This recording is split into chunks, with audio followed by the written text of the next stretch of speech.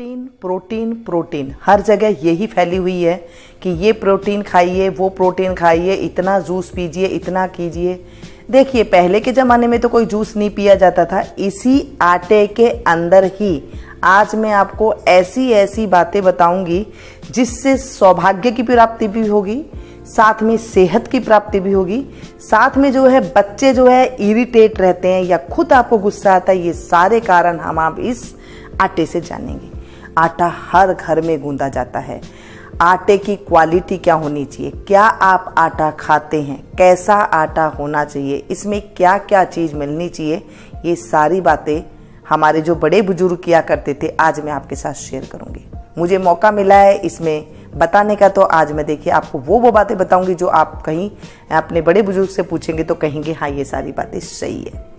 आटा, सबसे पहले तो अगर आप थैली का आटा खा रहे हैं यानी कि बाजार का आटा खा रहे हैं तो वहाँ पर आप देखेंगे बिल्कुल मैदा जैसा आटा आता है, यानी कि बिल्कुल सफ़ेद आटा आता है और वो आटा मैदे में चिपकता है, यानी कि पेट में जो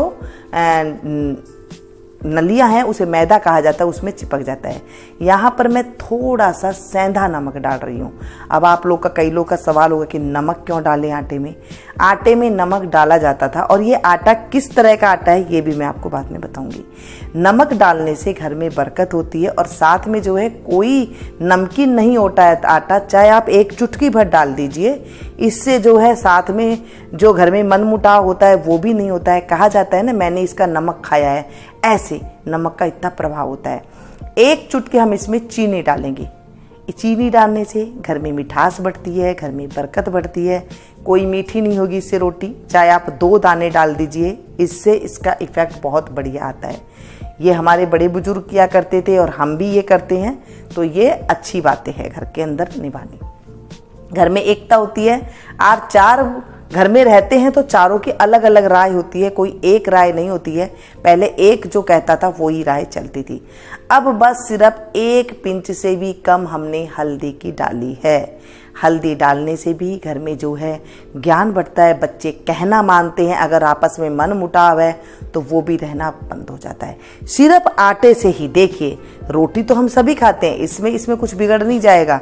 अगर आप ये चीज़ें मिला भी देते हैं तो इससे कुछ भी नहीं जाएगा। अब प्रोटीन है, कई लोग ना 7 तरह का आटा बना रहे हैं, मल्टीग्रेन आटा बना रहे हैं। मैं इसके अंदर ये 1 चम्मच डालूंगी और ये क्या चीज़ है ये मैं आपको बाद में बताती जाऊंगी। अब ये मैंने 1 चम्मच आटा मिला दिया। आप इसमें 7 तरह का अनाज मिलाकर भी जो मल्टीग्रेन होता है ना, पर उसमें क्या है बड़ी दिक्कत आती है। अब हम हड्डियों के जो दर्द होते हैं वो चीज़ इससे ठीक हो जाती है, शुगर ठीक हो जाती है, जो भी नसों में दर्द है वो ठीक हो जाता है जब हम इस तरह का मल्टीग्रेन आटा खाते हैं। ये सारे डॉक्टर हमें बताते हैं कि आप मल्टीग्रेन आटा खाइए। अब मैंने यहाँ पर पानी ले लिया है और इसे हम गूंदेंगे। ध्यान रखिएगा, मैंने लोटे से नहीं लिया है, भगोने से लिया है। छोटे आप कोई भी बर्तन और से ले लीजिएगा, लेकिन लोटे से आटा को नहीं गूंदते हैं, ठीक है। अब हम थोड़ा थोड़ा पानी को हम डालेंगे और इस तरह से आटे को गूंदेंगे। आटा जब हम हाथ से गूंदते हैं, लोच जब हम आटे से लगाते हैं तो हमारी वाइब्रेशन अच्छी होनी चाहिए। जैसे आप जिन भी गुरुओं को मानते हैं, जिन भी भगवान जी को आप मानते हैं उनका नाम ले सकते हैं। कृष्ण को मानते हो जय श्री कृष्णा बोल सकते हैं, वाहेगुरु बोल सकते हैं, जो भी आपका मन करे वो आप बोल सकते हैं। जिन भी देव देवता को आप भगवान जी को मानते हैं उन्हें आप नाम लेकर के स्मरण करके ही आप खाना बनाएं। अब इससे क्या होगा, एक तो देखिए घर में बरकत होती है, क्योंकि जब हम प्रभु का नाम लेते हैं तो वहाँ पर प्रसाद बन जाता है। आपने कभी भी देखा है हम कहीं पर भी प्रसाद खाते हैं तो कितना टेस्टी होता है।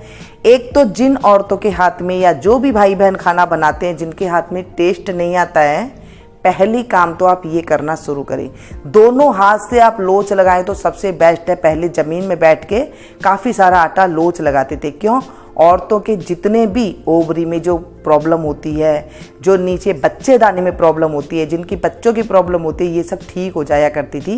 इसीलिए वो लोच लगवाते थे आटे में। जब हम लोच लगाते हैं दोनों हाथों से, एक सारे हमारे जो हाथ के मसल्स हैं, जितनी भी हमारी नसें नाड़ियाँ हैं, वो सारे जो है आपने देखा होगा जो रेकी वगैरह करते हैं या फिर जो ऐसे नसें दबाते हैं, वो सारे हमारे पॉइंटों को दबाते हैं। तो जब लोच आप लगाते हैं तो सारे पॉइंट दब जाते हैं।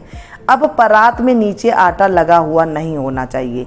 ये बहुत जानकारी वाली बातें हैं, ये गूढ़ रहस्य हुआ करते थे कि परात को ऐसे गंदी नहीं रखते हैं, नहीं तो वो आदमी का जीवन भी ऐसा ही हो जाता है। तो आप इस परात को ऐसे करके साफ करें। जिन्हें नहीं आता है ना, थोड़ा सा पानी आप लगा लें और इस तरह से करके आप अच्छे को लोच लगाएं। लोच लगाने से मैंने आपको बता दिया कितनी तरह की बीमारियां हाथों से ही खत्म हो जाती है, क्योंकि घर में औरतें जो होती हैं वही सारी करता धरता होती हैं। अगर वो हाथों से इस तरह से दोनों हाथों से काम करते हैं, सारी पॉइंट दब जाती हैं, तो आधा रोग तो वैसे ही खत्म हो जाता है। देखिए, रोग तो आता है जीवन में, दुख सुख तो चलता ही रहता है, कभी कुछ हो जाता है, लेकिन ज़्यादा नहीं होते हैं। वो जैसे पहले की औरतें अच्छी तरह से शरीर से रहती थी वैसे ही रहता है।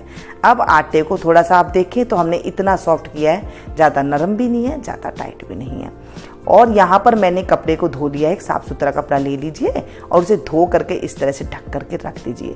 बस ढक के रखने से क्या होता है, आप चाहे परात रख के रख दें, उससे कहते हैं कि घर के अंदर जो है बरकत आती है। साथ में आटा भी, जो सबसे अच्छी बात है, जब हम इस आटे की रोटी बनाते हैं ना, तो इससे बाल भी स्मूथ होते हैं और जो है एकदम बढ़िया चिकने बाल हो जाते हैं। मतलब इसमें इतनी सारी चीज़ें हैं। आटा मैंने 10 मिनट रख दिया, आप देख रही हैं एकदम बढ़िया आटा सेट हो जाता है। 10 मिनट जब आप आटा रख देते हैं तो ये सेट भी हो जाता है। अब मैं आपको बताती हूँ, ये जो आटा मेरे पास है ये 3 अनाज का आटा है। आटे में हम थोड़ा घी लगाएंगे। आटे में घी लगाना बहुत ज़रूरी होता है। कहते हैं जिस घर के अंदर बगैर चिकना आटा खाते हैं उस घर में भी बरकत नहीं होती है, यानी कि उस घर के लोगों का स्वभाव भी अच्छा नहीं होता है, ऐसे कहा जाता था। आप घी नहीं खाते, तेल लगा सकते हैं, थोड़ा चिकना कर सकते हैं आटे को, ताकि ये सूखा आटा ना महसूस हो। अब ये कोई अंधविश्वास वाली बातें मैं नहीं बता रही हूँ, यही वही बातें बता रही हूँ जो हमारी दादी नानियाँ बड़े बुजुर्ग इसे यूज में लिया करते थे। अब हम इसकी लोई तोड़ेंगे। देख रहे हैं कितना सॉफ्ट आटा है। अभी जो मैंने पहले आटा बनाया था ना 3 अनाज, यानी कि मैंने गेहूं लिया था और पिसवाते टाइम पे मैंने इसमें थोड़े से काले चने डाल दिए थे और थोड़े से मैंने जौ डाल दिए थे। अगर गर्मी नहीं है तो भी आप इसे बनाएं, सर्दी नहीं है तो भी आप बनाएं। इस तरह की आप लोई बना करके देख रहे हैं कितनी बढ़िया है। वो आटा मैंने पिसवा लिया था, पिसवा करके मैंने इसके अंदर मैंने ये पाउडर डाल दिया, यानी कि मल्टीग्रेन आटा तो बना ही बना है, साथ में प्रोटीन भी हमें पूरा मिल रहा है। रोटी मैंने बेल ली है। पहले आप कभी भी रोटी बनाएं तो सबसे पहले तवे पे घी लगा दे या तेल लगा दे, इससे रोटी चिपकती नहीं है और बहुत अच्छे से पलटी जाती है। रोटी बनाने के कुछ नियम होते हैं। आजकल कई लोग क्या करते हैं, इसमें पानी डालते हैं, वैसा वैसा न जाने कितने काम करते हैं, तो वो अच्छा नहीं होता है, शुभ नहीं माना जाता है। हमारे बड़े बुजुर्ग इसे शुभ नहीं मानते थे। तो आप कोई भी चीज़ कहीं से भी देख के कुछ करें तो आप उसे फॉलो करें। आप लोग के कई सारे कमेंट्स थे कि आप लोग बताएं कि हम इसे कैसे यूज में ले। मैंने पहले एक वीडियो बनाई थी, उसमें थोड़ी बहुत ही बातें मैंने बताई थी, तो आप लोग बहुत ज़्यादा इंटरेस्ट थे, तो मैंने सोचा चलिए आज मैं ये आपको बता देती हूँ। रोटी को हमेशा मीडियम गैस पे सेकनी चाहिए, तेज गैस पे नहीं सेकना चाहिए। तवा हमेशा लोहे का लेना चाहिए। चारों तरफ से रोटी इस तरह से घुमा घुमा करके आप ऊपर भी सेक सकते हैं, नीचे भी सेक सकती हैं। लोहे के तवे से क्या होता है, हमें आयरन भी मिल जाता है, जो चीज़ की कमी होती है वो पूरी हो जाती है। आप अच्छे से इसे घुमा घुमा करके सेक लें। ये देखिए, ठीक है, इस तरह से हम सेक लेंगे। जब आप लोहे का तवा नहीं लेते हैं, नॉन स्टिक की तवा ले लेते हैं, तो वो तवा भी जो है दिक्कत देता है।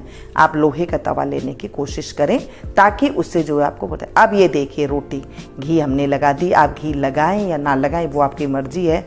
ये बिल्कुल प्रोटीन से भरपूर है। इसमें जो हमने पाउडर डाला है ओजीवा का, ये बहुत बढ़िया है। अब देखिए, मैं आपको बताऊंगी कि भोग कैसे लगाया जाता है। जैसे मैंने आपके लिए भोग के लिए बताया था ना, आपने बहुत सारे क्वेश्चन थे, भोग कैसे लगाएं। हमारे पास गाय नहीं है तो आप थोड़ी सी चीनी डाल दीजिए, 2 दाने, थोड़ा सा इसके ऊपर घी रख दीजिए।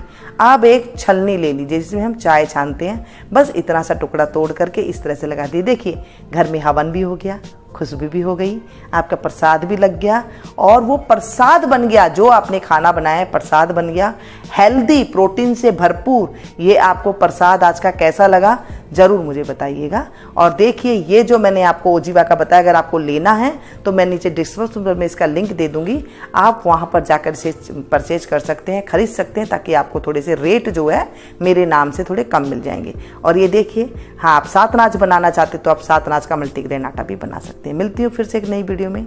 Thank you.